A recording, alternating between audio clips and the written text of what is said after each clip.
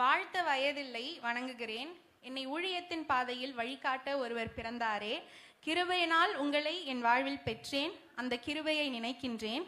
நம்பின மனிதர்கள் மறைந்தாலும் நேசரின் அன்பை நீர் எடுத்து உரைத்தவுடன் புரிந்து கொண்டேன் நான் நிற்கும் பூமியை. வழியின்றி தவித்த எனக்கு இயேசு என்ற வழியை காண்பித்தீர். அவரே என் வாழ்வின் அற்புத ஊற்று. தோல்வியின் மேல் தோல்வியால் துவண்ட எனக்கு தைரியம் தந்தீர். தேவனை நினைத்து வேதனையை மறந்தேன். இயேசுதான் என் பலனே என்று புரிந்து கொண்டேன். மீண்டும் மீண்டுமாய் என்னை துரத்திய இந்த வேதனையில் நீர் சொல்லியபடி என் நேசர் இயேசுவை பாடினேன். அவரின் அன்பை புரிந்து கொண்டேன் என் தனிமையில். தயங்கி தயங்கி ஊழியம் செய்தவள் நான். என்னை உற்சாகப்படுத்தினீர். முகம் பார்த்து அவரின் அழைப்பை தெரிந்து கொண்டேன். உம்மை போல் ஊழியம் செய்ய வேண்டும் என்று நினைத்தேன். நினைத்தவுடன் பெற்றுக்கொண்டேன் என் பொக்கிஷத்தை.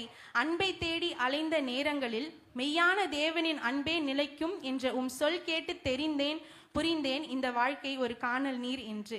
எந்த இடத்திலும் உம்மை உயர்த்தாமல் துதி அவருக்கே என்றீர். அவரையே துதிக்க வந்துள்ளோம். அவரின் தயை பெரியதே, அதனால் உயரத்தின் உச்சியில் பாடல் எழுதும் வரம் பெற்றீரே. உம்மை வாழ்த்தாமல் இருக்க முடியுமோ? என் வாழ்க்கையில் அவர் எப்படித்தான் என்று கேட்டார் நிறைய பெயர்.